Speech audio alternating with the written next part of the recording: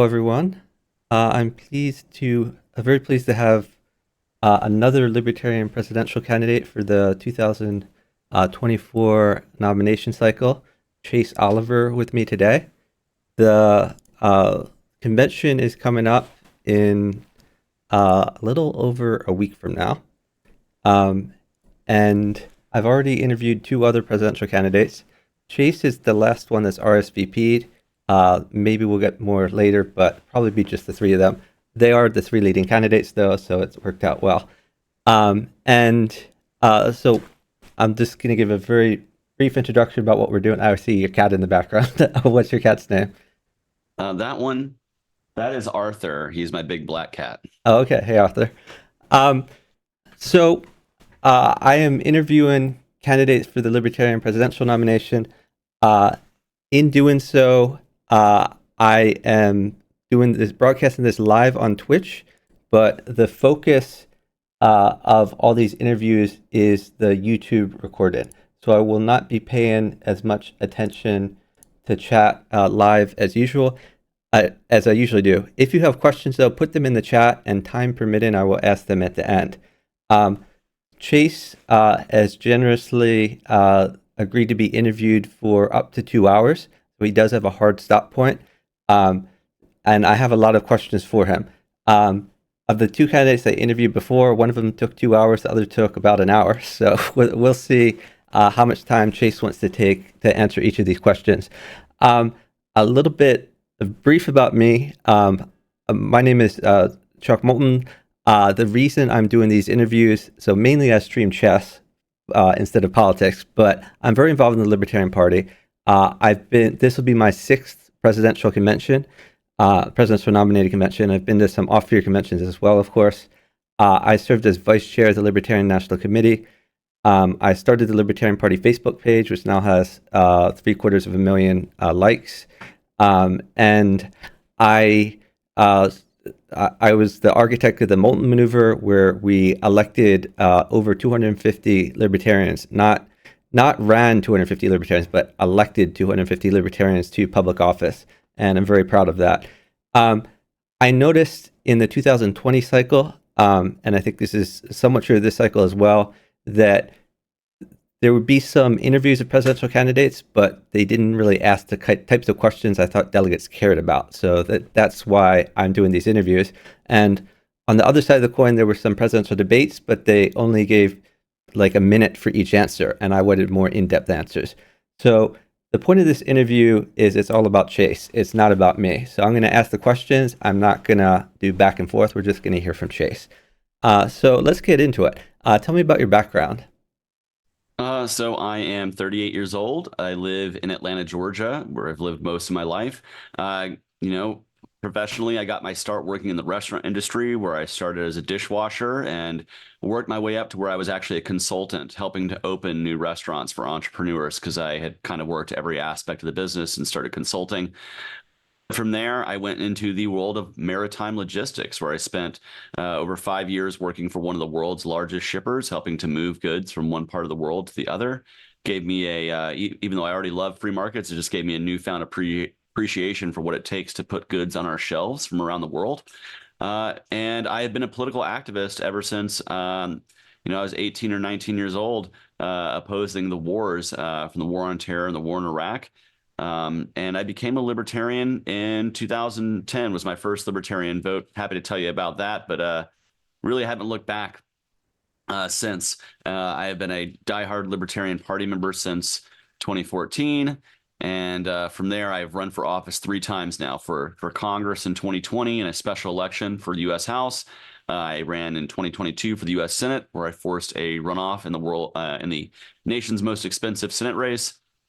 And then now I'm running for president. So, I'm a Trekkie. I got dog and 3 cats and 7 nephews and nieces and that I love and adore, and 3 brothers who tolerate me. That's great. So you mentioned some business experience in there. Do you have any executive or managerial experience? Because as president of the United States, obviously you oversee in a huge bureaucracy with many people below you. Yeah, so most of my managerial experience comes from the world of restaurants, and which is an extremely stressful industry. If anybody can tell you, it is a constant hustle all the time, having to basically spin plates at all times. In addition to actually helping new entrepreneurs open a restaurant, so helping to train up executive level chefs and front of house management, things like that, to make sure that they were doing the thing they needed to do. So I've worked at that kind of level in the executive level. And then in terms of what I did in maritime trade, I was basically directing interfacing with the U.S. Customs on a regular basis, as well as customers around the world. So I was basically doing international business, as part of the entire logistics chain. So that's really where my executive experience comes in, is mostly through the world of restaurants. I've had to handle corporate stuff, corporate business through the maritime logistics industry. Why are you running for president?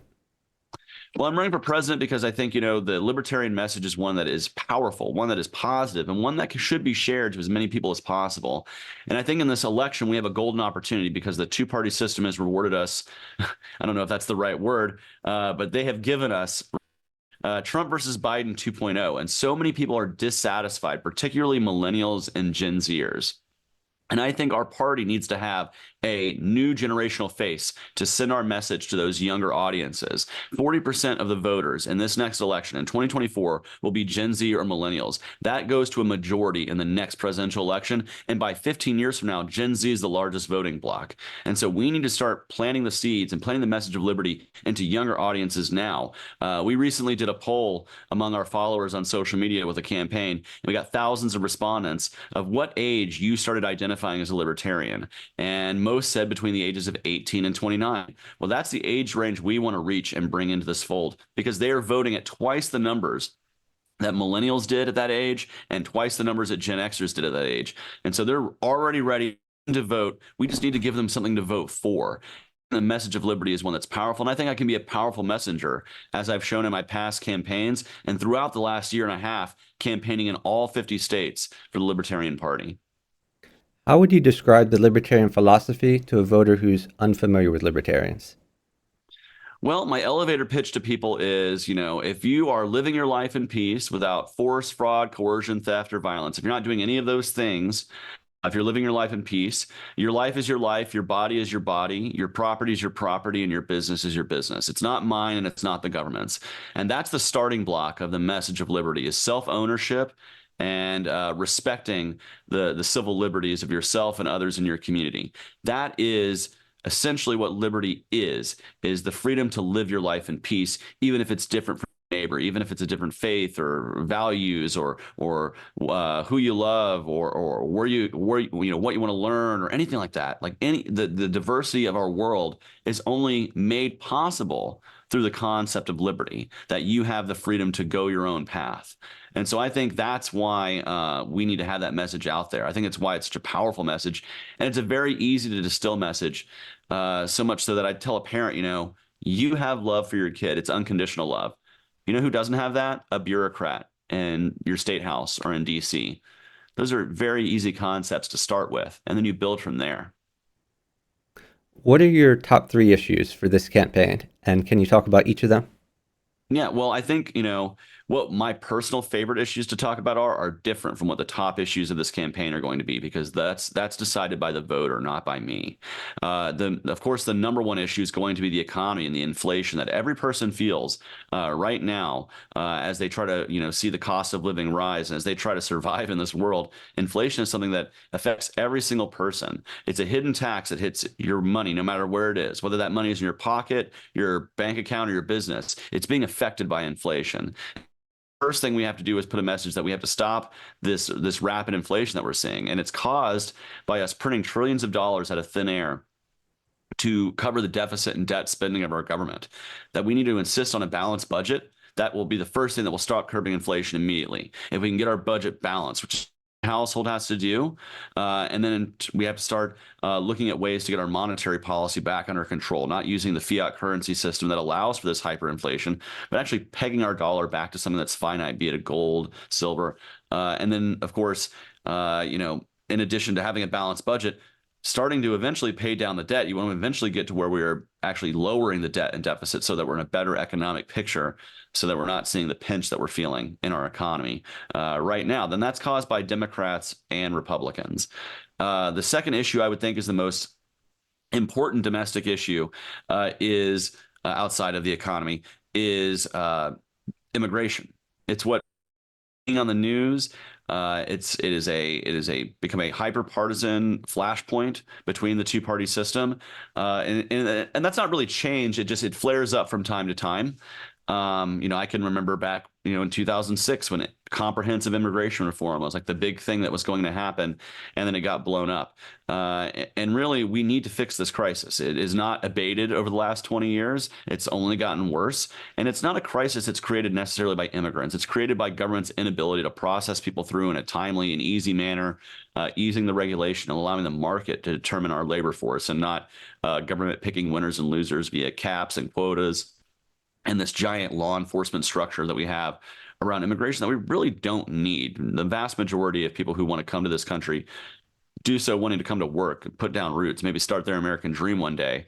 And when we ease that process for that 99.9% proverbial group, we can hyper focus our law enforcement on things like human trafficking for the purposes of labor or sexual exploitation.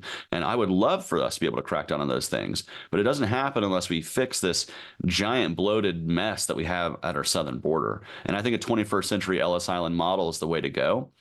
And then lastly, I think the biggest thing we're seeing is foreign policy. We're seeing foreign policy flare-ups all over the world, in particular with the conflict in Ukraine, the conflict in Gaza. And I think we need somebody to send a peace-based foreign policy message out there. I got started in politics. Before I was even a libertarian, I was an anti-war activist. I am anti-war to the core. The United States is not making anything better by exporting warfare around the world, and we have to insist on a complete change of priorities there in terms of a peace-based foreign policy, tearing down trade barriers so we can have a free market-based foreign policy. That is how we create more peaceful neighbors, not at the barrel of a gun or using a drone or using extrajudicial things like Guantanamo Bay or all of the abuses that we have done since the war on terror began. Those I think, are the three biggest flashpoint issues that we as libertarians can certainly contrast ourselves from the broken two-party system. Is there any plank in the Libertarian Party platform that you disagree with? And if so, which one and why? None really come to mind. I think we have a very strong platform. I like the fact that our platform is not it is not hyper detailed. It allows for a broad interpretation of these things, because that allows for anybody who supports the concepts of liberty. It doesn't say you have to be an anarchist or you have to be a minarchist, you have to be this or you have to be that. But it puts pretty standard, some straightforward principles that I think should be pretty universal with the ideas of liberty. So there's not any that I would, get rid of or change at this time. I'm pretty much in agreement with all of them. Well, I enjoyed meeting you in Tennessee, not this year, but last year at our state convention.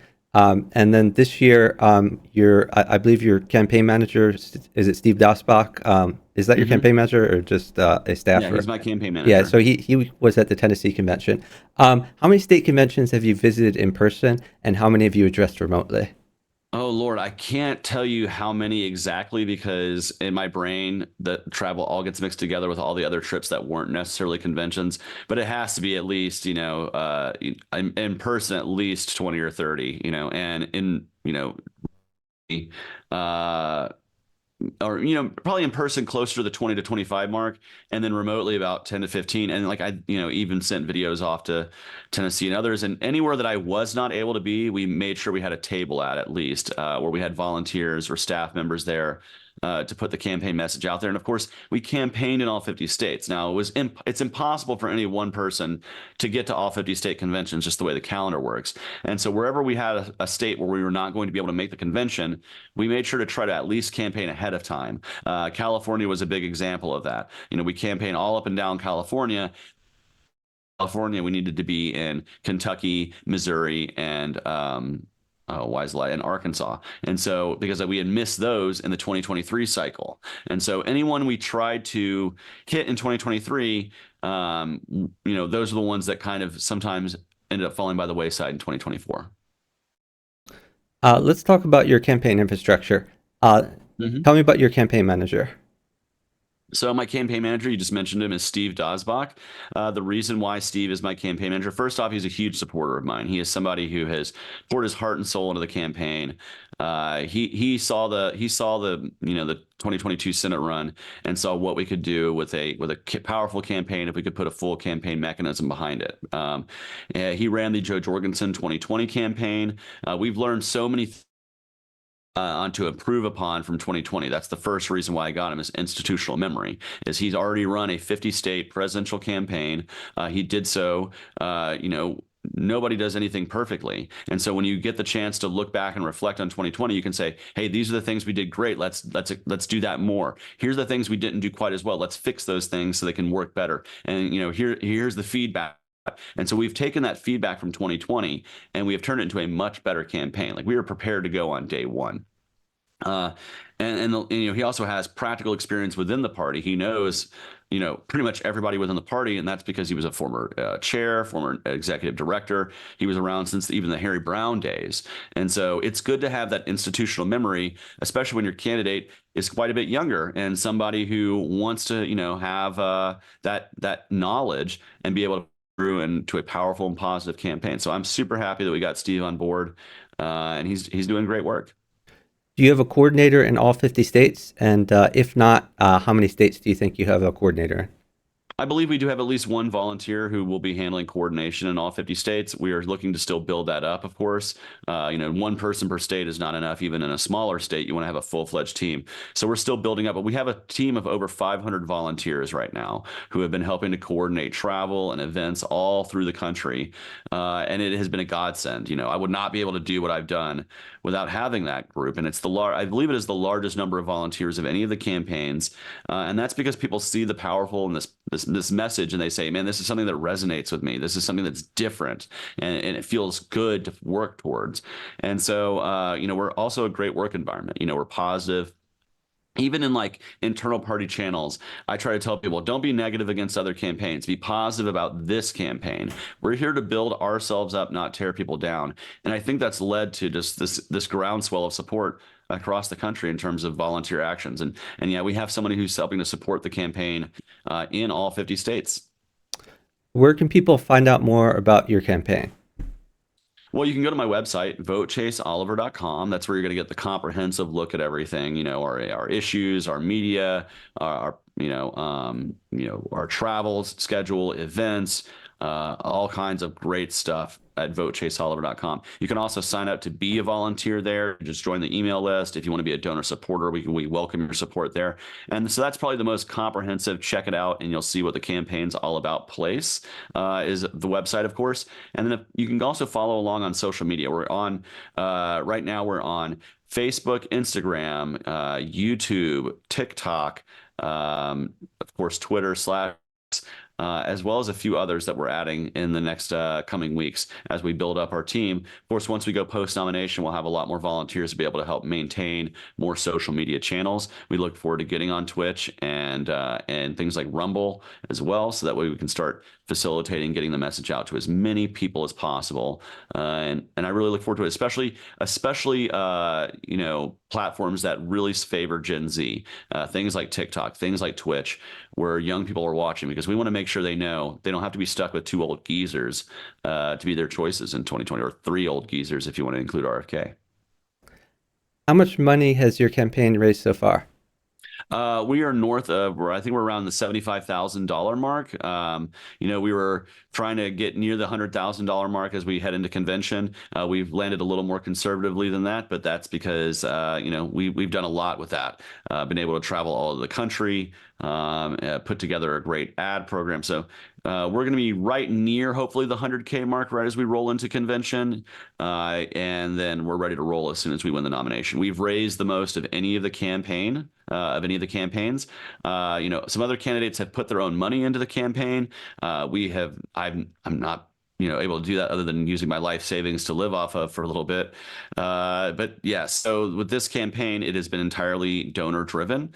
But that just shows you the power of this campaign, the fact that we don't have to rely on that kind of money. And I think the results speak for itself. With that nearly $100,000, we've won the most straw polls, we've won the most primaries, we've gotten the most media.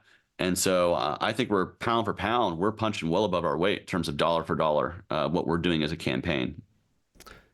If you win the nomination, will you be supporting ballot access with your campaign resources, or will you be relying on the Libertarian Party itself to provide ballot access?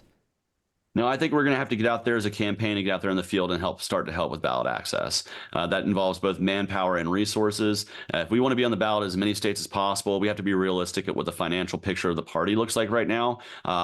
Even if the party wanted to give, all the resources they could, that's a limitation just based on what the financials have looked like. So we as a campaign are preparing on day one to get out there in the field. And of course, we'll take whatever help the National Party can give. And we hope that we see this an influx of support as our campaign is nominated for the party, not just for the campaign. But we're prepared to get out there on the ground and do what we can do to get the ballot access. I've already traveled to 2 states, looking to travel to more post nomination to certainly get out there and get the signatures myself and to walk the walk. Which 2 states? I've been to Illinois, went and helped Bill Redpath out there collect some signatures at a post office, and then I went to Pennsylvania, where I was in Doylestown out there, and it was a great time, collecting signatures out there. And that one, it was on primary day, so it was a big day for people to be going in and out of voting.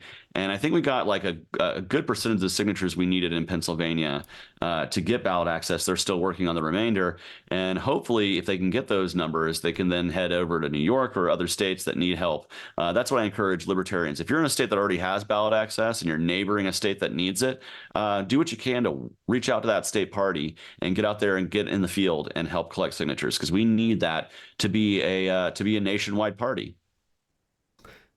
That's great. So suppose you get the Libertarian Party nomination. Short of getting elected president, do you have any less ambitious goals we can use as metrics to judge the success of your campaign? So for example, are you trying to maximize votes, to sell books, increase party membership, or some other metric? Can you talk about that? Book sales is not one of them, but I have 4 metrics, what I call metrics of victory outside of the greatest win, right? And that is, how many states can we win or secure ballot access? States like Georgia, where I'm at, the president and vice presidential ticket will be the only campaign that's on the ballot statewide. If we don't hit our target number, we lose ballot access. And so we need to be focusing on states like that require the presidential and VP ticket to be there, actively maintaining and securing ballot access in as many states as possible. The second to that is major party status. It's important to earn major party status. This is what gets you access to things like primaries, which gives you increased media.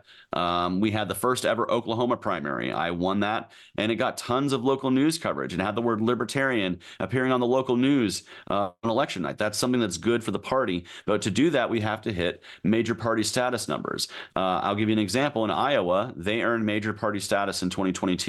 Because of that, we got invited to participate in the Iowa caucuses, and that is the first threshold to getting your candidates on stage, your presidential candidates on stage, for the Iowa political soapbox at their state fair. It's one of the biggest political events of the year. Well, they did that, and then I campaigned a whole bunch in the state and got the media that was required, and I became the first libertarian, the first candidate who's not a Republican or a Democrat ever to be a presidential candidate on that stage. That's the kind of barriers you can break with major party status. Third is, how many winnable, electable libertarian races are we identifying and helping to put the resources behind to push them across the finish line to victory? A presidential campaign, hold a rally in a town where you're a local candidate, can help get people in that town out to see you and hear you and put some energy and pep in your step and get volunteers ready to go to knock on doors in your neighborhood. Well, we're going to try to identify those winnable races out there and push the campaign into those places that can earn those victories. And then lastly, I'm committed to at least doubling our party's membership, and I want to maintain it for the next 4 years. So if I'm the presidential candidate, I don't just go away after November. I'll probably take a little bit of a break. I'll be perfectly honest. At the end of a campaign, I think anybody deserves that. But I'm going to stay keyed into this party, keyed into this movement, and make sure that every single person who got excited about our campaign, who signed up on the website, first off, we're going to share that data to every state in real time so they have that data ready to go. But then I'm going to work with those states to connect those voters to local affiliates and to help grow affiliates or start new ones where it's needed, because that's how we really build our party foundation up. And I tell people I'm committed to building the foundation up so we can tear the state down. Anything else is not really politically organizing. So those are the focuses I have. If I can't win the White House, those are the things that I'm looking for to measure how successful this campaign is, aside from, of course, national vote totals. And if we can hit, certain thresholds nationally, that will get us lots of news and attention. So you mentioned earlier that you previously ran for U.S. Congress and for U.S. Senate. Can you tell me a bit more about those campaigns? So how did those campaigns go? What did you learn from them that you'll be applying to this campaign here? Absolutely. Well, first, I love talking about the campaigns because they were really great fun. My first campaign was for U.S. House. That was in 2020. It was after John Lewis, the congressman, had passed away. So there was a special election to fill the remainder of his term. And because of that, there was not a signature requirement to get on the ballot, which in Georgia, we have some of the worst ballot access signature requirements. We have statewide access, but district access, if you want to run for Congress, you're looking at like about 30,000 signatures. And so it's Wow. very, very tough hill to climb. And so we took advantage as a party of saying, hey, special election, let's throw a candidate in. And so that's exactly what I did during the and a half, 10-week campaign in the middle of the COVID summer of 2020.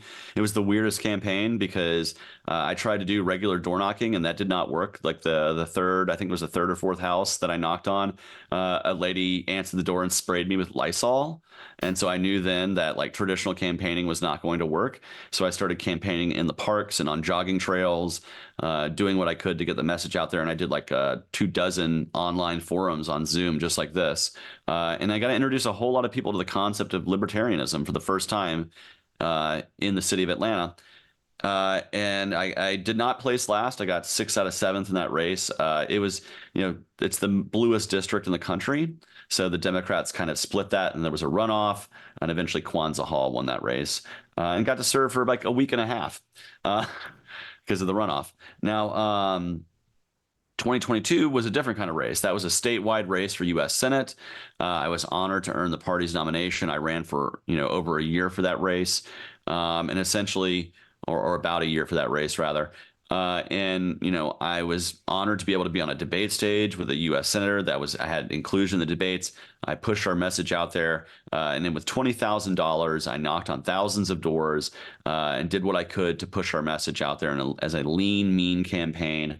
And in doing so, I earned just over 2% of the vote and forced a runoff in this race. And that runoff, my combined spent about $250 million. I spent $20,000. So their cost per vote was between 20 and 25 bucks per vote they earned. My cost per vote was about 25 cents. And so my campaign can do a lot with a little.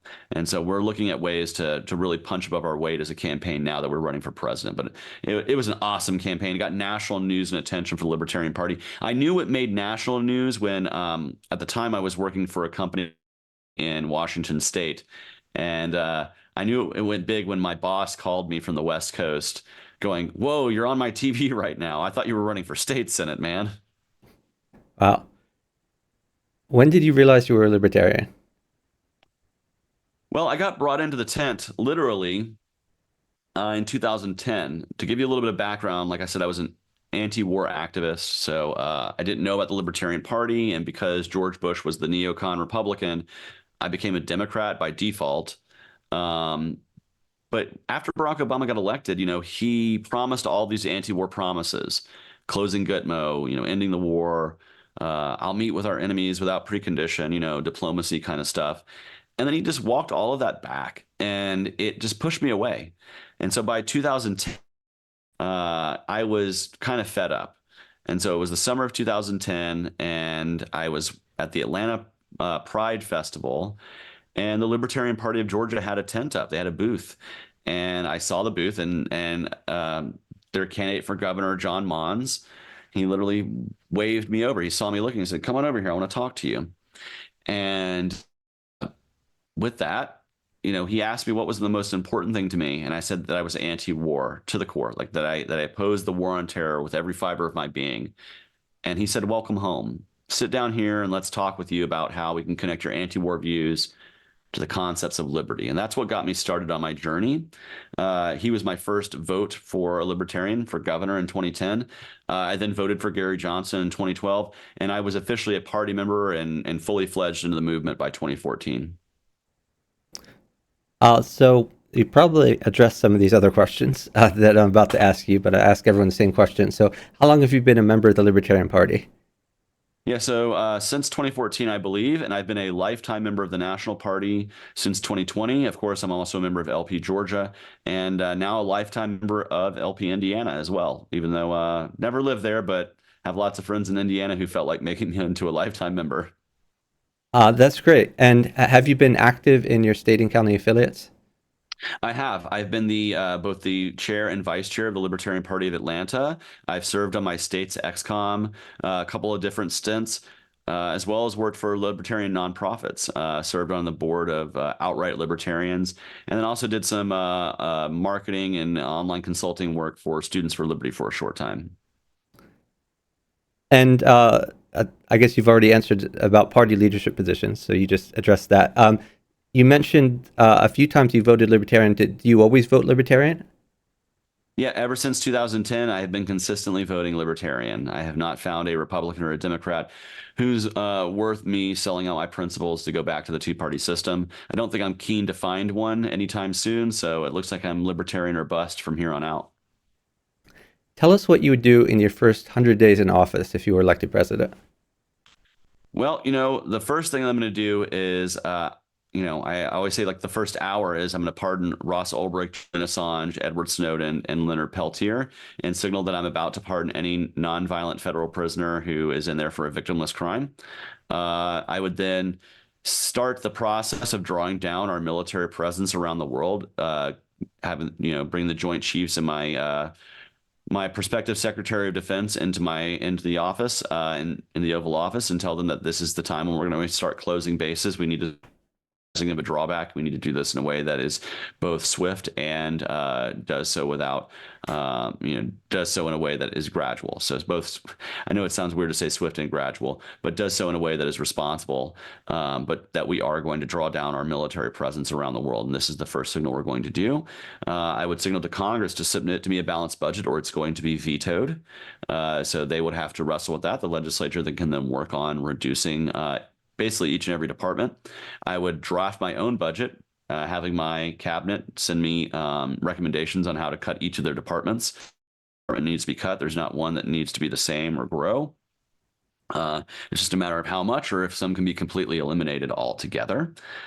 We would then, look to pass that budget. That would be the first major hurdle. I would session of Congress to explain the visions of liberty and what we're going to be pushing over the next 4 years to go ahead and prime them and get them ready for this, because it's going to come as a shock to them that I'm not going to be beholden to lobbyists or to special interests, but instead to the principles that I think would be best for the people of the United States.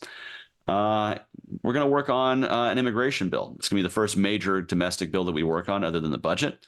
And then we're going to look at starting to facilitate the rest of the policy agenda there that we have. If you go to votechaseoliver.com, we have a very healthy policy agenda. I think one of the biggest ones that's important to go ahead and pass right now is the student loan plan that I have. I'm the only libertarian candidate that has a fully fleshed student loan plan. I think it does need to be passed to help remove this kind of burdensome debt off of generations who kind of gotten bamboozled thanks to government-backed loans and to pushing for a higher education that really might not have been worth it. So I think we need to go ahead and start fixing government being involved in higher education and go from there. So, what if you were elected president, but Congress was solidly Republican or Democrat? Would you be able to enact or implement your agenda with an obstructionist Congress? How would you work with or around those who disagree with you? Yeah, so I think first thing is you have to be able to flex the muscle that you do have. You are the commander in chief of the military. You can draw back things. You can't necessarily get rid of funding, but you can certainly tell people to come home and start closing bases. Basically you can leave them, remove everything out of there. Sending those signals using the bully pulpit and start going and appealing to the American people there. But if you have a Congress that is Democrat or Republican, you have to be able to work with them. You have to be able to find policy areas that are going to work. This is why I push the student loan plan, because I think it's one that actually could be attractive to both Democrats and Republicans in Congress who see the issue as one that their constituents care about. But Republicans don't just want to give everything away. Neither do I. And Democrats similarly want to provide some sort of relief to the millennial generation that's trying to, bolster our economy and prepare themselves for being the primary, the economy as the boomers retire and as Gen Xers even start retiring. So immigration is another one that really needs to be fixed on a comprehensive basis. Not one or the other party can handle fixing this alone. We need to have an adult in the room that's bringing these people together. And sometimes part of governing is being the adult in the room, is being the one who says, okay, let's broker a deal here. And that's why I picked these policy issues that I think are not only vitally important to the American people, but also have solutions that can be adopted by both parties and still be principally libertarian. As president, what's the proper constitutional role of executive orders, and what would you accomplish with executive orders? Yeah, I don't find a constitutional role for executive orders. The legislature writes the laws and you enact and enforce those laws. There shouldn't be room for you to legislate from the Oval Office. And so one of the first things we can do as a White House, if elected, is to start undoing this myriad of executive orders and putting legislation forward. Anything that we would want to keep, right, needs to be put forward to legislation to Congress to actually pass the rightful way. But most of those things need to go by the wayside. They're not powers that the president should be having.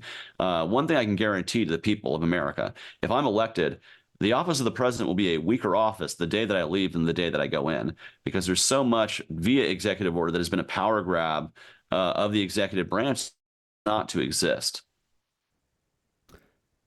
How should America respond to the conflicts in Ukraine and Israel? Well, the first thing I can say is we need to pull back any military aid or assistance around the world, regardless, whether there's a war going on or not. In Ukraine, I believe if the EU and the NATO partners want to take up the military funding and backing, they need to do that. We need to back out of that agreement anyway. Let Europe handle Europe. But if they're going to handle they can handle the military solution. Trust me, if they want to. We've been bolstering Europe's military via NATO for my entire life, and that doesn't need to continue. Now, as far as what can we do to help the people of Ukraine, we can start a sponsorship program for refugees, asking that people who want to help and sponsor charities, NGOs, churches, other organizations that would want to sponsor refugees to get them out of the war zone. We should absolutely be facilitating that to be happening, to get innocent people away from the war zone, away from the war. They can either go back after the war is over, they can settle if they want to. That's up to them. But I would also say make that same offer to those who are being conscripted into the fight, particularly those in the Russian military who were anti-war protesters, or others who were then forced into a van and now being forced to fight on the front lines. Tell those people that if you want to stop fighting in this war, you can go AWOL and apply for asylum, because I don't believe in conscription. I think it's wrong. I oppose the draft for that very reason. And so I would seek to allow these people to claim asylum if they don't want to go fight and die and possibly kill people in Ukraine. As far as the Israel-Gaza issue, while I understand October 7th was an action, it killed many people in Israel. It was a brutal act of terrorism, is what it was. Hamas carried that out. I understand Israel wants to have a response, but this blanket airstriking, this policy that they're doing, is not the correct course to be taking. In fact, it's the exact wrong course if you want to make life safer for the average Israeli, because when you do this carpet bombing, you do this airstriking that kills tens of thousands of innocent people, many women and children, what you're doing is you're creating further resentment for the people of Israel. It makes it less safe for you to be the average Israeli citizen. It inflames tensions with your Arab neighbors. This makes it less safe to be the average Israeli citizen. Many of the loudest voices for peace are actually coming from within Israel. We need to be bolstering those voices for peace, calling for a ceasefire. Any action that Israel took to respond to Hamas should have been much more surgical in nature and should have been directed to take out Hamas, not to kill tens of thousands of innocent people, not to be cornering people into Rafah and then bombing Rafah. uh, what we're seeing is a complete decimation of the infrastructure, not of Hamas, but of the people of Gaza. And this is creating a huge humanitarian crisis. And so I would be somebody who would speak out for a ceasefire immediately. To hear Biden kind of talk tough about how we're not going to send some munitions over. But it seems now that apparently those munitions are getting sent. And so it just shows that even when Biden draws a red line, it can be walked right over and nothing happens. We need to have a different kind of foreign policy. So let's rewind a bit to 2019 to 2020 when we had the pandemic going on. How would a libertarian president have dealt with the coronavirus? So first, a libertarian president would not have urged the government to impose lockdowns. Uh, all that does is, first off, they didn't work. Locking down the country did not stop COVID from spreading, but it did stop 3 million small businesses from surviving. So you have to just look at how much of a failure of the lockdown policy was. You have to be open and transparent with the American people. You don't have to try to stop quote unquote disinformation. If you are being open and transparent, you become a trustworthy person for people to look at when they want answers. And of course, not all answers are going to come from government agencies. You have to rely on independent study and independent organizations to be able to provide a full view of what's going on. Um, I would have gotten the FDA out of the way when it comes to the initial ability for people to test for COVID. That was a ridiculous bungle. And I would not have insisted on vaccine mandates. I think people, once the vaccine was developed, people can determine for themselves whether they want to take it. I don't like enforcing behavior via a mandate. I think if you think it's a good idea, you do it, and don't hate your neighbor if they decide that a different idea is something better. In reality, I would have taken a much more hands-off approach to it, which is what we saw in some nations like Sweden, where we didn't see, the doom and gloom death toll that everybody predicted. It basically affected many of these nations the exact, not the exact same way, but they had similar death tolls. They just didn't have the lockdowns that destroyed their economy as much. And so a libertarian president would be much more open with the information that's going out there, as well as not enforcing people's behavior via the mandate, via the badge and the barrel of a gun. So we're broadcasting live now on Twitch, which is mostly known as a gaming website. Tell me Mhm. about your hobbies. Do you play any video games or board games or card games, or do you have other hobbies, sports or something like that?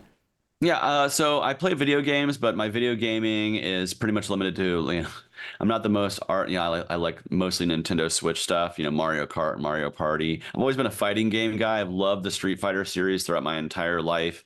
And then big old nerd for everything else, man. Like I'm a huge comic fan, sci-fi fan. I go to comic conventions like Dragon Con. I have cosplayed.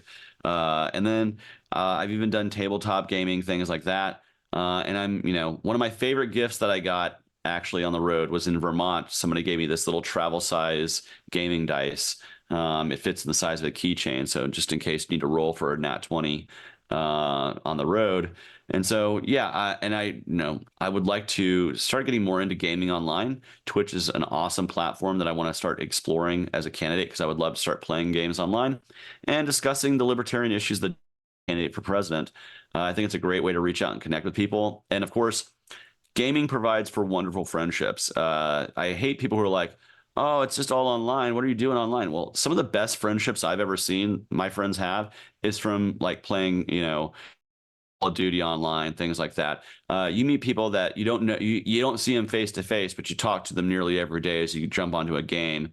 And those are legitimate friendships. And I think we should be really happy that the world's more connected through playing games online. I think it's really super cool that we don't have to be in the same room, connected, corded controller like we did back in the day. We can have game nights with people all over the world. What are your campaign's target demographics? So would your outreach lean more conservative, more liberal, or some other direction? Would you lean to the young, to the old, or is it just everyone? Well, of course, we want to make sure everybody hears the message loud and clear. But I think the focus that we're going to have is on our next generation of voters. I'm actually going to be doing a town hall tomorrow night at 9 p.m. on my main social channels. If folks want to check that out, we're going to be kind of unveiling a full campaign strategy. But I'll give you a little preview here, is that it is about reaching out millennials and Gen Z about reaching out to that next generation because they do vote in such a higher frequency than they used to. They're not politically set in their ways, so it's easier to bring them into the idea of a third party or an alternative party than the two-party system if they get stuck voting several elections in a row. And I think there's a lot of independent mindedness amongst the younger voters, people who just are not satisfied with choice A or choice B. You can just this in terms of their marketing patterns and just the way they interact with culture. Gen Z and millennials are not stuck in their ways. They are open to adaptation. And I think that lends itself to a campaign that's an alternative to the two-party system. What would you do about climate change? Or what Well, should America do about climate change? Maybe I should say. yeah. So the first thing I would do is insist that government's not going to have all the answers. I would start to deregulate the energy market. You know, the energy that we subsidized the most is carbon-based energy, oil, natural gas, coal. I would seek to remove all subsidy for all energy, deregulate the energy sector as much as possible to allow them to actually compete on a free market because consumers want cleaner ways to get their energy. In particular, nuclear energy needs to have its hands untied so we can bring a next generation of nuclear reactors online so that we're not putting carbon into the air. That being said, you know, that innovation is not going to come from the United States government. That innovation is going to come from the marketplace. And the best we can do is get them out of the way. You know, I think it's important to talk about climate change because it's something that's vitally important to the younger people in this country. And lastly, you know, as an anti-war voter, you know, just on this topic, if we want to reduce carbon, right? That's the name of the game. You know, we want to reduce the carbon output. What is the single largest entity in the world in terms of carbon output? The United States military. If we start dismantling the war machine, we can start dismantling the carbon machine that our military creates. It just burns tons and tons of fuel, puts lots of carbon in the air. So if you're somebody who thinks who thinks climate change and CO2 is an important topic, you need to be a war voter because the biggest way the United States can curb putting CO2 in the air is to curb the amount of CO2 the United States military puts in the air. What kind of judges would you appoint? And do you have a short list for the Supreme Court? We're still kind of compiling that list. I have a panel of people who are in the you know the legal industry who are kind of helping me work through particular names. But when I look for the temperament that I'm looking for, is somebody who's going to adhere to the Constitution, but understand that you know it is not an inflexible document. If it was an inflexible document, you would say, well, freedom of the press only applies to the printing press, not to the digital printing press. I happen to believe that it applies to all speech, right, and all press. And so I would look for somebody who would be respecting the civil liberties of all people. In particular, somebody who is going to make sure that we're defending things like our Second Amendment rights, which are most under attack by activist Congress right now. But I would not really apply a necessary litmus test to and somebody who is going to be respectful of the rule of law, somebody who is taking things on a case-by-case basis, who's not inflexible, as I said, but ultimately looks to how can we secure the civil liberties of each and every individual against infringement from the government or other individuals. That is the basis of why we would have any government at all, is to secure the civil liberties of our population, infringement by the government or by other parties who would do so. That's the purpose of what I would look for in a Supreme Court justice, is somebody who is thinking about the people more. One of the things that I do want to say that I would look for in a Supreme Court justice or an attorney general is somebody who's served as a defense attorney, not just a prosecutor. I think it's important to have somebody who's had eyes and ears on the other side of the courtroom, as opposed to just being somebody who is speaking for the government and prosecuting. Republicans and Democrats have a large pool to tap to fill the executive branch with appointees. How would you staff your departments? Do you have anyone in particular in mind for the cabinet level and below? I have a few names that I'm tossing around for cabinet level positions, and then I have a few requirements for those positions. So, for instance, I would want my Secretary of Defense to be somebody who is a veteran of the war on wars. So it would probably be a younger Secretary of Defense than what we've had in the past. But I would look for somebody who has been actually affected by the war machine that we've been putting out there for the last 23 years now. As I said, I would want an attorney general who has at least served some of their time in the legal profession as a defense attorney, working to defend the civil rights and the due process of their clients, as opposed to just prosecuting as a government prosecutor. I think is very important. And so it's more about the temperament of people and what I would look for in terms of service for those positions. And yeah, we're going to, eventually at the end of the day, we're going to have people who are not, unless we want to not staff things, there are going to be plenty of things we don't want to staff. But we're going to have to look to executive level directors who are going to be pushing these departments in a libertarian direction. You can't staff every single person who's ever worked in the government bureaucracy with a small L libertarian. There's just not enough of them, unfortunately. So what you're going to have to do is you're going to have to put bold and principled libertarian in charge of these departments to be able to facilitate what we're going to do, to be holding the departments honest, to be transparent, and where people are pushing back, we need to hold them accountable. Uh, my next question, you sort of already touched on when you talked about your top three issues, but I'm asking everyone the same question, so I'll give it to you again in case you want to expand on it. How should we handle the debt crisis? Well, the first thing we do is not add any new debt with balancing the budget. I think that is something that is, like I said, that is the driver of inflation. So that's the most vitally important thing we can do. And then it comes to how do we start paying down the debt? Well, I think that doesn't initially come from the taxpayer. When a business or an individual has to pay down their debts, they use their own assets to cover that. We have lots of federal land that we could start selling off parcels of in a gradual manner so as not to tank the real estate market, but start selling that off to private property owners. We do so earmarking that revenue directly to paying down the debt once we have a balanced budget that can all go towards start paying down the debt, so that at least the first initial down payment towards paying down the debt comes from the federal government via its land being sold to private property owners. From there, you would have to work on a revenue, continue cutting to where we have a surplus that can pay down the remainder of the debt. But the sooner we start actually lowering the debt, the better our economic picture looks internationally, the stronger our economy looks for investment. I think ultimately, the more prosperous we're going to be. What should government do about healthcare? Well, I'm a supporter of deregulation of healthcare. There should be no mistake there. Of course, we have to fully remove eventually government from Medicare, Medicaid, which drives up the cost of healthcare far faster than inflation, just like everything government puts its hands into. Higher education is another great example. And so during that process, which will have to be a gradual process, you can't untangle that knot in one day.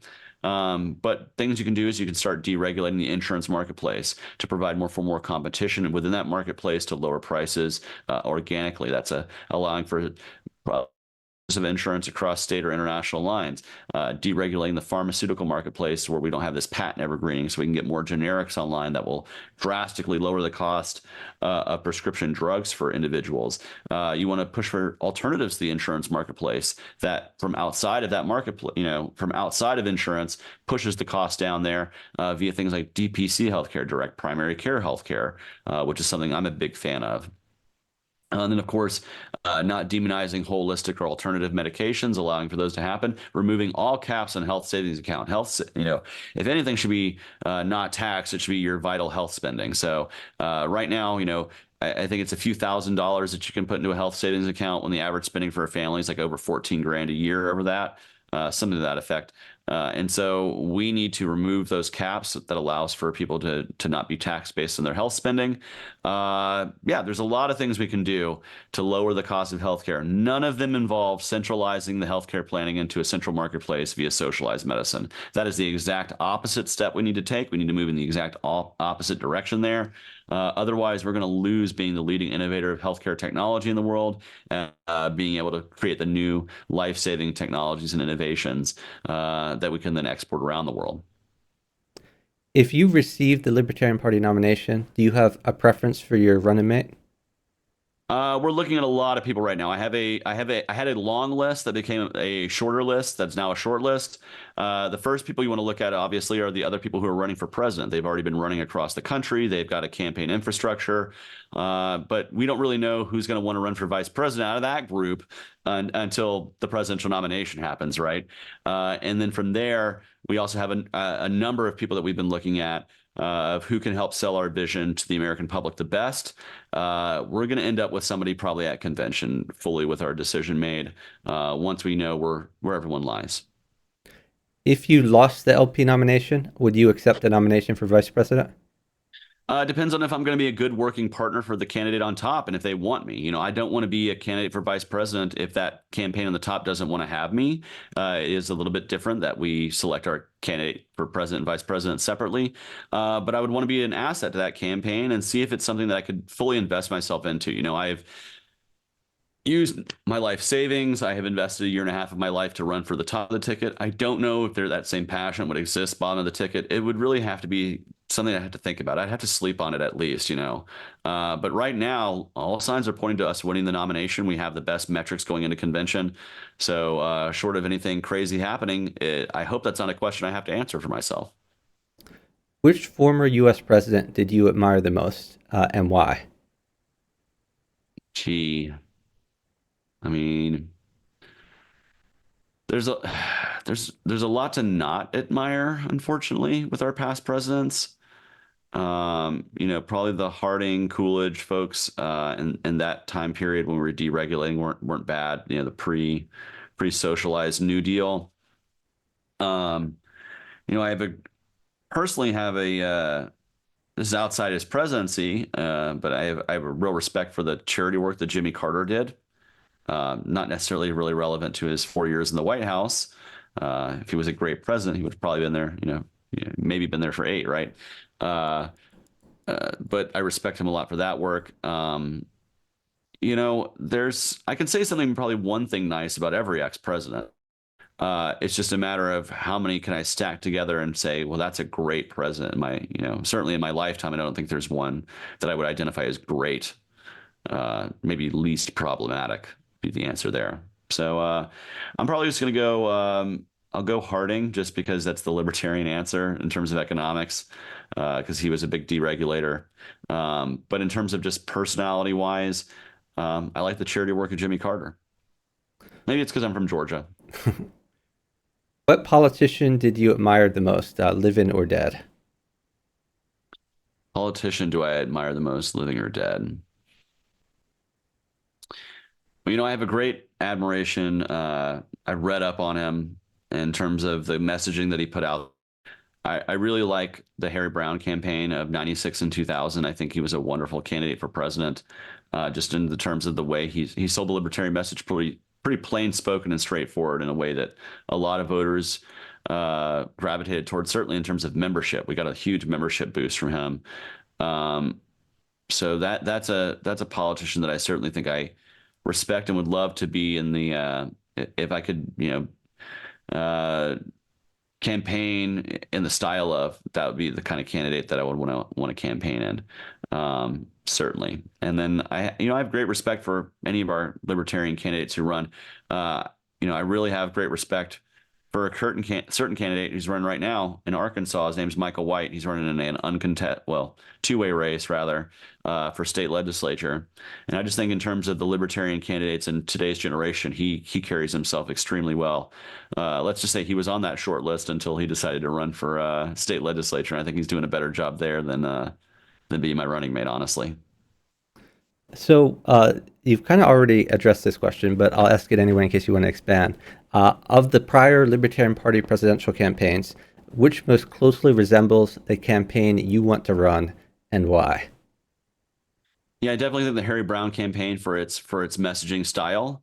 I think it was an extremely great campaign building for the party itself. If I build the party the way Harry Brown did, that would be awesome. I think really mostly I want to find campaigns that find joy in their campaigns, even if they didn't win the nomination. There's plenty of libertarian candidates for president out there who had a good time with their staff, who treated their staff with respect and with empathy, and really in a way that made the party proud.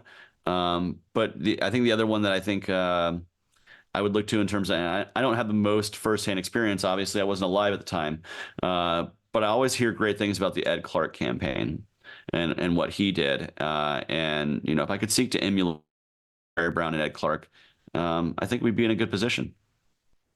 If you could change one government policy, just one, what would it be? Just one. Ooh, just one.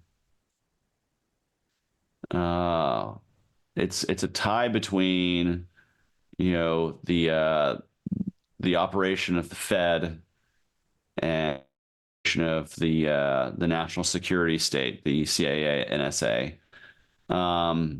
Man, picking one thing for government not to do. If government stopped taxing us. So I asked you for one, you gave me three. Yeah, that'll be Okay. the one. That's the one. Oh, this The one is one is taxes. government. If government could stop taxing us, I think the rest would fall by the wayside. Okay. Do you have any endorsements that you're proud of and want to highlight? Well, I did a lovely endorsement by the former chair of the Libertarian Party of Alabama yesterday. I've gotten several state chairs that have endorsed me, And but who is really that? Who is that former chair of Alabama? Laura. Sorry, I'll pull up. Let me. I know her through her Twitter handle. I'm sorry. Oh, It okay. I'm is my sorry. dyslexic self. It is Laura Lane, and I almost say Lane Laura every time. But yeah, so it's Laura Lane. She was the chair of Alabama. She's a wonderful woman. She just sent me a really lovely endorsement letter. She's not the first state chair to endorse me. She's just the most recent one that just came right to the top of my head. But I think the biggest endorsement has been the fact that we have gotten the most donors, the most volunteers across the country. I think it's those libertarians on the ground who have invested their time and their money into the campaign really speaks volumes. And so really that's the endorsement I'm most proud of. It's not about who wrote a book, who endorsed me, or this, that, or the other. It's about people seeing the work on the ground, respecting that work, and paying that back in terms of either being a volunteer or a donor supporter. So those are the most important endorsements I receive is from my team each and every week for the work they do. You mentioned earlier in the interview that you won a number of primaries. Could you tell me about the primaries in various states and which ones you won? I Yeah, think I just so saw posted that you won one like yesterday or something like that. Yeah, we just won the Nebraska primary with, I think, around 27% of the vote was the final total, with 6 candidates in the race. We've also won the Oklahoma primary. That was a two-way race between myself and Jacob Hornberger. And then in both North Carolina and Massachusetts, we were the top candidate chosen in a large field of candidates. Particularly North Carolina had a huge number of candidates on the ballot, and we were the top choice candidate on those races. And then as well as we won straw polls in many conventions across the country, like in Arizona, in Indiana, we won more than all the other candidates combined in terms of the straw poll of their delegates who were there. We've won straw polls. I can pull up. I have a Wikipedia I can pull up right here that's actually got some of the remaining information because I was looking up the other day as we were looking up Nebraska. So there we go, results. We've also won in Iowa. We won the Iowa caucus with 42% of the vote. We got tied for third place in Mississippi. We got second place in Minnesota. We won in Indiana, as I said, with 62% of the vote. We also won in Oklahoma. That was the primary. And then in Connecticut, they had an online straw poll for party members in a ranked choice vote. We won with the first ballot with 35%, but ended up with 66% nearly in the final ballot. So it was tallied through ranked choice. So we have won by far the most number of primaries and straw polls of any of the campaigns. What are a few of your favorite libertarian books? Ooh, I got a couple of them over here. So let's see.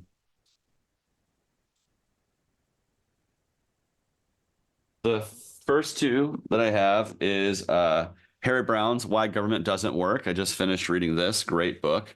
Thank you to the supporter that gave that to me. And the other one that I've been working through is The Constitution of Liberty by Friedrich Hayek. I am dyslexic and dysgraphic, so reading takes me a while. I prefer the audiobook, which is why I'm right now listening to The Road to Serfdom. I'm re-listening to it rather, as well as it's not really a libertarian book, but I'm listening to Fear and Loathing on the Campaign Trail 1972 by Hunter S. Thompson.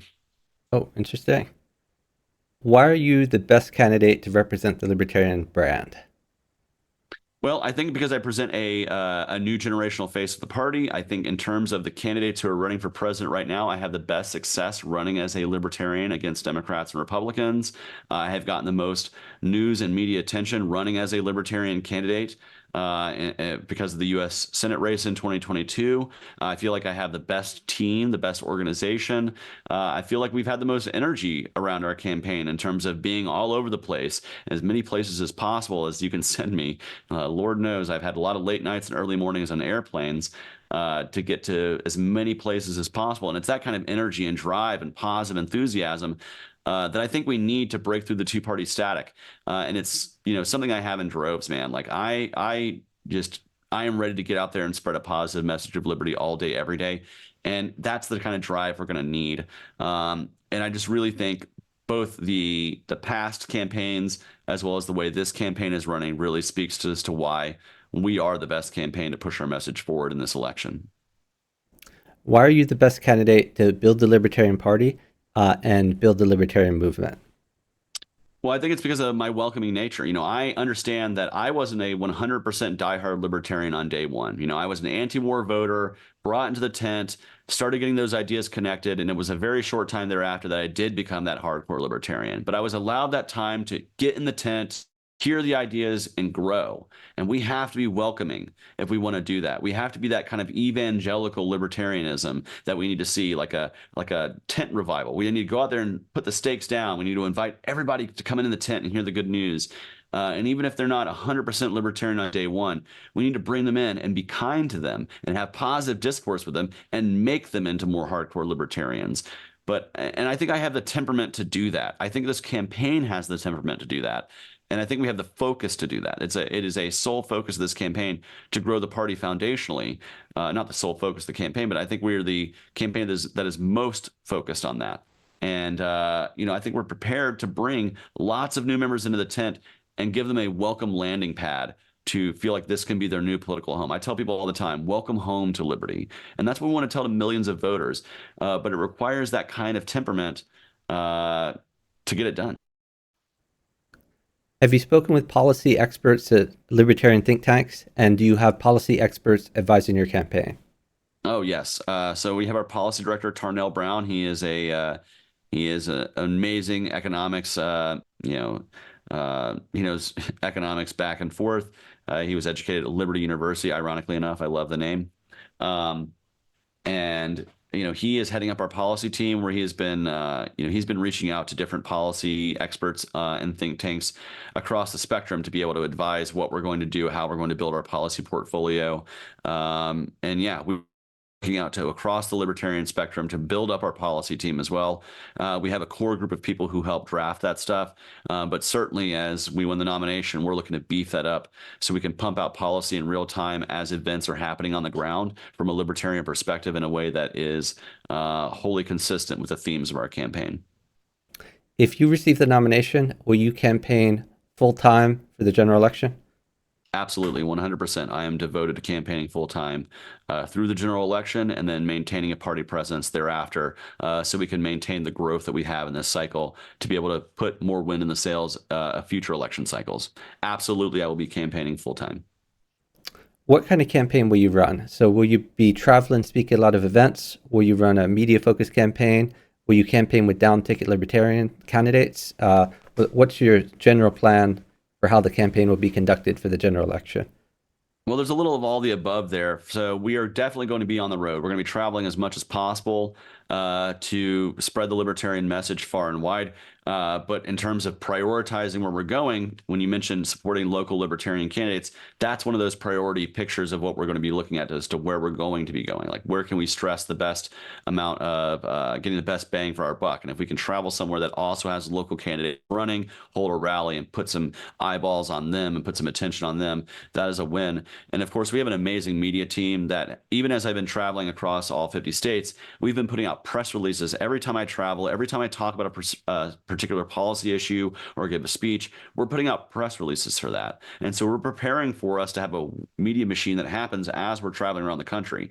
Local media will be happening everywhere we go. And in terms of the national media strategy, we're looking for ways to be able to basically just satellite in anywhere we need to go as much as possible to have that presence. But really, we're going to be a campaign on the move. We're going to have the energy and enthusiasm. I'm here in my house. I'm preparing, once I go to the convention, to pretty much say goodbye to it for the most part. Not going to get a lot of home time over the next few months as I'm campaigning across the country. I'm readying myself for that. I am, preparing to be as energetic as I have been the last year and a half. And if I can hit all 50 states again, that'd be great, especially if I have a running mate who can help divide and conquer. So, in past years, some of our presidential candidates have swooped in, gotten the nomination, and then left the party afterwards. One of them famously from your own state. Will you remain in the Libertarian Party far into the future, whether you win or lose the nomination? Absolutely. I'm a lifetime member of the party. I'm going to keep working for this party. And certainly, if I win the nomination, I'm not going to just disappear either. As you mentioned Bob Barr, without naming him, I went ahead and did, and some others who just kind of run for office and they disappear for a while and don't stay keyed in. I'm going to stay keyed into my party. Once I am no longer running for president, I'm going to jump right back into being very involved in the Libertarian Party of Georgia, Libertarian Party of Atlanta, and making sure that we're connecting libertarians who are excited about my campaign all over the country. Win, lose, or draw, I'm going to continue to be a libertarian. Okay, so that's the end of the questions that I had prepared for you. In the Twitch audience, I have a few questions from the audience. Sure. Somewhat differently from the past times I streamed this, the audience does not seem to be generally libertarian right now. So we'll see how you respond to some questions from people at other sides of the political spectrum. Sure. So first question, and I quote, "My cousin's father died because he didn't take the COVID vaccine. So isn't there some importance in mandating, if not simply encouraging, the vaccine?" I think good ideas don't require force. And I understand that, you can say, well, he died because he didn't get the COVID vaccine. But what we've also seen is the data shows that the COVID vaccine does not necessarily prevent transmission. It can prevent the worst symptoms. But I assume your father is probably an older person. They're in a higher risk category. There's no preventing, you can't prevent every single death. But what mandating this activity has done is actually provided a blowback where less people are likely to take the vaccine because they feel like they're being forced to. And so, I again don't believe good ideas require force to be. And I think the more open and transparent we are with information, the more people are going to trust those things. And I think there was a natural distrust that came out of COVID based on the locking down of information. And so, I'm so sorry that that he was lost. Every life lost is a life that is, someone's father, someone's brother, someone's cared for person, right? But no, I don't believe the policies that we had in terms of mandates from the government facilitated a better outcome there. So next question for the audience. You had mentioned that you wanted the U.S. to withdraw from NATO and let NATO deal with European problems on their own. How would you deal with other NATO countries not honoring their minimum military budget?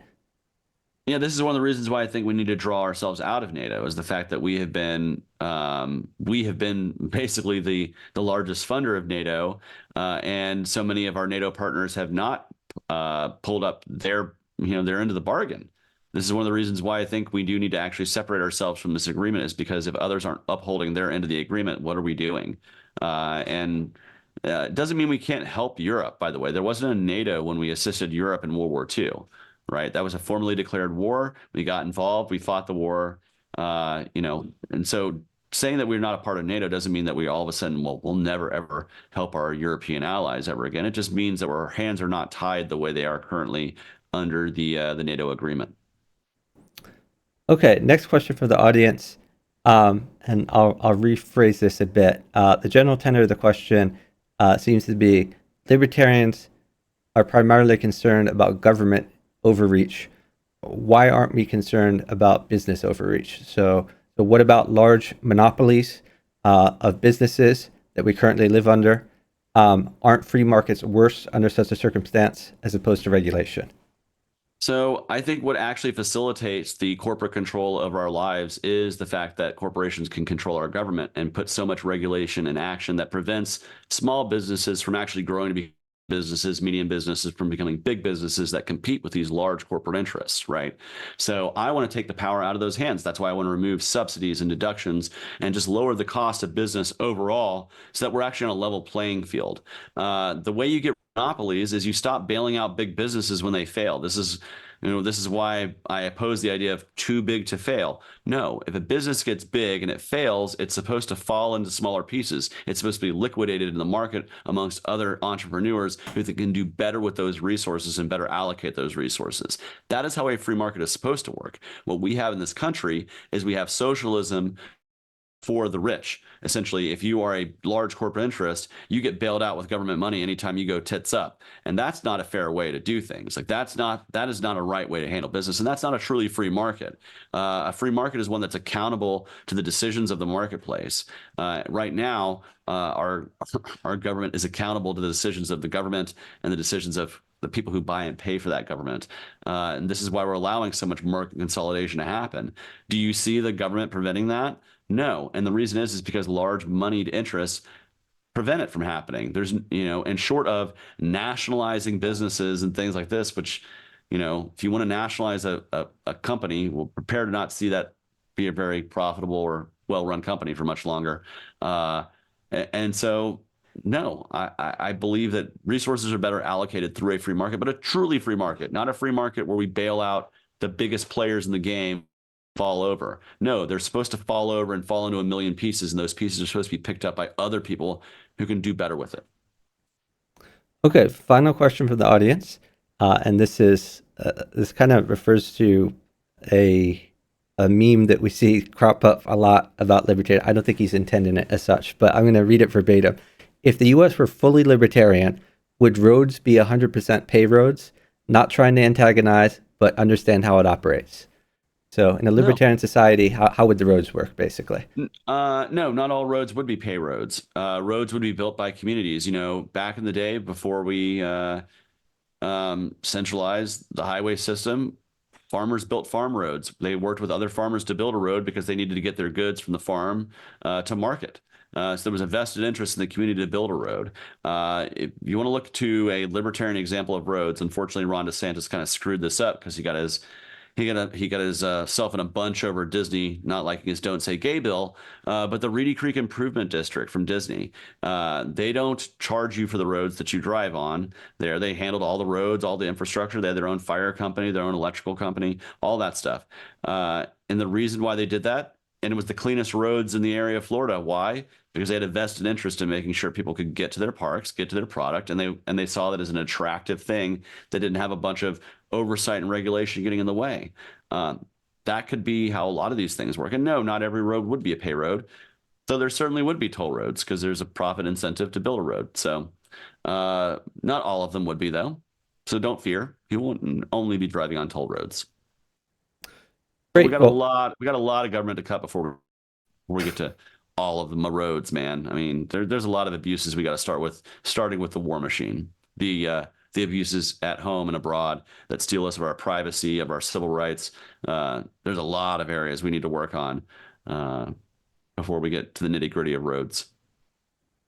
Well, great. Thank you very much. Do you have any wrap up that you want to do, concluding statements, or do you want me to wrap it up here? Yeah, I'll just wrap it up here by saying, if you want to hear more about our plan to try to activate Gen Z for the message of liberty, please join us on our live stream tomorrow. We're going to have that on our main social media channels. I don't know if this is going on Twitch right now, so if you're watching live, definitely make sure you check that out Thursday night at 9 p.m. But you can always find out more information about the website from votechaseoliver.com. There's email. If you want to ask questions, we'd love to answer those for you. And of course, you can check us out on all handle is at Chase for Liberty. Well, thank you very much. I really appreciate you taking the time to talk with me about these issues. So this is Chase Oliver for president. This is the 2024 election cycle, and in a little bit over a week, we're going to be selecting our presidential candidate. And I look forward to seeing you in Washington, D.C. Well, thanks very much. Seeing you too. Have a great night.